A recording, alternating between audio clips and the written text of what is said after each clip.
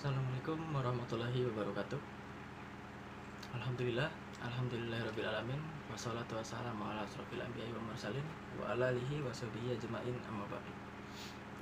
Pertama-tama marilah kita panjatkan puji serta syukur kita kehadirat Allah Subhanahu wa taala. Tak lupa sholawat serta salam marilah kita junjungkan kepada junjungan kita Nabi besar Muhammad sallallahu alaihi wasallam. Yang terhormat Bapak Ibu dosen serta rekan-rekan mahasiswa yang lain.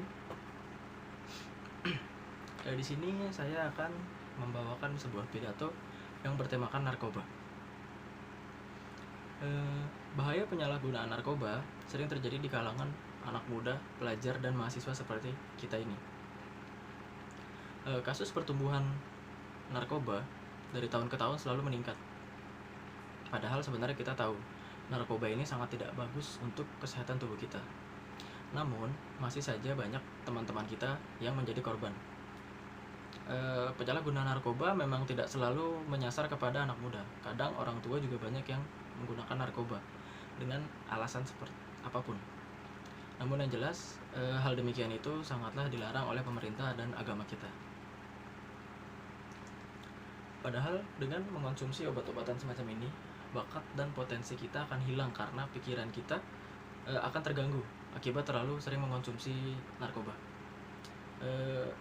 Pernahkah kalian bertanya, sebenarnya apa sih narkoba itu? Narkoba sebenarnya kependekan dari narkotika dan obat-obatan terlarang. Pada saat ini istilah tersebut berganti dengan nafza atau narkotika, alkohol, dan zat adiktif. Mengapa zat adiktif dilarang? Karena hal tersebut apabila dikonsumsi secara terus-menerus, maka akan menyebabkan ketergantungan terhadap obat-obatan tersebut. Sama halnya dengan narkotika, yang jelas penyalahgunaan narkoba itu dilarang karena dapat merugikan bagi kesehatan tubuh kita.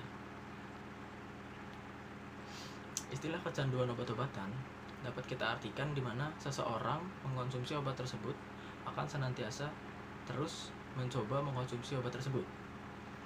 Parahnya, apabila sudah kecanduan, dosis yang diminum pasti akan terus bertambah dari hari ke hari. Pada awal pemakaian mungkin akan mengakibatkan rasa senang, namun hal inilah yang seringkali membuat anak-anak muda seperti kita ini penasaran dan ingin mencobanya. Alasan pertama mungkin karena hanya ingin coba-coba, ingin tahu bagaimana sensasinya, namun karena efek obat ini yang tidak dapat dikontrol, maka penggunaannya akan semakin bertambah, pada akhirnya akan menyebabkan ketagihan. Bila sudah demikian, bukan lagi perasaan senang yang didapat, melainkan rasa sakit akibat efek dari obat tersebut, atau istilahnya sakau. Jadi berhati-hatilah agar tidak terjerumus untuk mencicipi sedikit saja obat-obatan tersebut. Banyak pengedar yang beroperasi di lingkungan sekolah dengan berbagai macam cara agar dapat menjual barang tersebut ke semua pelajar yang ada. Salah satu caranya adalah dengan mengubah obat-obatan tersebut menjadi makanan. Entah makanan itu permen atau kue atau apapun. Cuman yang pasti mereka akan memberikannya secara cuma-cuma. Nah, saat kita atau mereka korban yang diberi makanan secara cuma-cuma itu memakannya, maka di situ akan timbul perasaan senang dan menyebabkan sebuah ketergantungan yang membuat mereka tuh ingin merasa meminta lagi atau ingin mengonsumsi makanan tersebut lagi.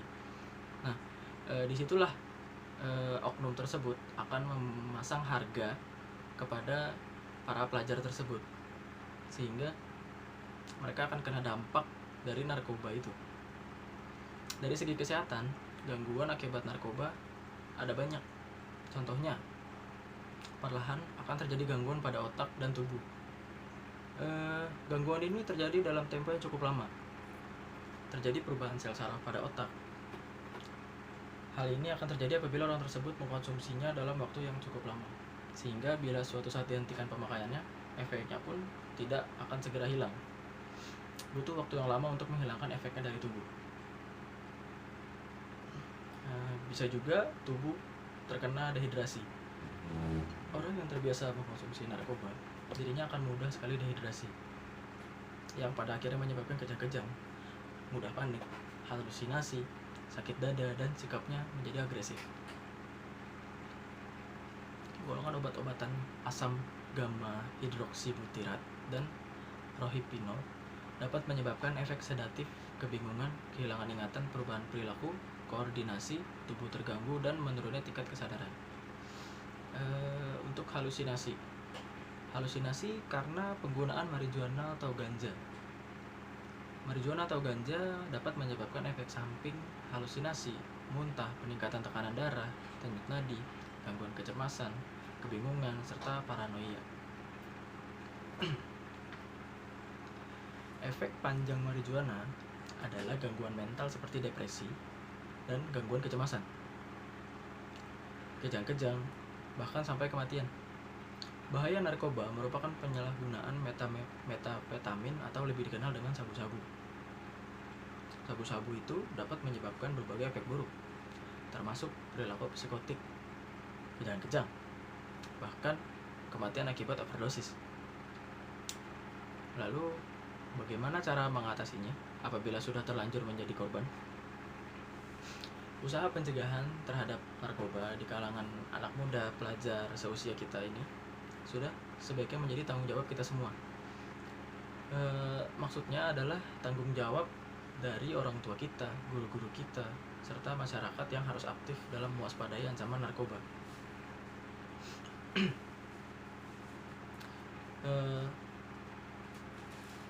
Tapi yang lebih menentukan bagaimana kita nanti adalah diri kita sendiri, karena kitalah yang menjalani hidup kita sendiri. Orang lain mungkin hanya akan memberikan saran atau kritik supaya kita terhindar dari kejahatan narkoba. Tetapi apabila kita sudah lepas kontrol diri dari orang lain, orang tua atau semacamnya, jangan sampai sembarangan dalam memilih teman bergaul, karena teman-teman itulah yang akan menentukan jalan hidup kita seperti apa. Para pengedar narkoba akan selalu mengincar kita kapanpun dan dimanapun. Mereka akan melakukan berbagai cara agar kita dapat tergoda untuk mencobanya, termasuk dari memberikan sebuah makanan yang sudah dicampur tadi secara gratis. Apabila kita sudah terlanjur mencobanya, maka lambat laun tuh kita akan merasa ketagihan atau kecanduan. Apabila dengan mencobanya, para pengedar narkoba tersebut tidak akan mau tahu bagaimana kita nantinya dan tidak pernah peduli dengan kehidupan kita. Jadi semisal kita kecanduan, terus kita butuh barang tersebut, namun kita tidak punya uang untuk membelinya, maka pengedar tersebut akan pergi. Dia tidak akan mau tanggung jawab atas rasa candu yang kita terima.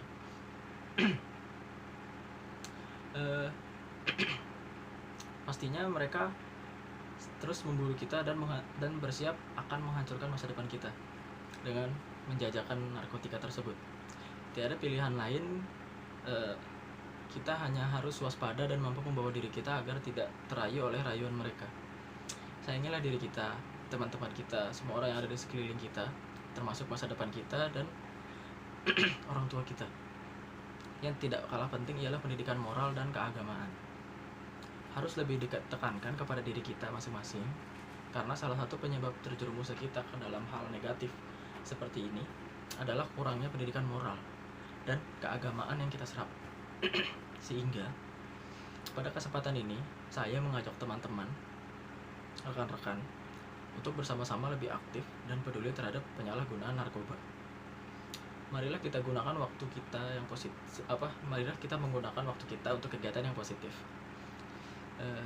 Secara tegas, pikiran, ucapan, hati, dan perilaku kita harus mengatakan tidak pada narkoba. Pada dunia bahwa kita sebagai pemuda generasi penerus bangsa yang terpelajar dan bebas dari narkoba tidak akan pernah sedikit pun menyentuh narkoba, apalagi memakai barang haram tersebut.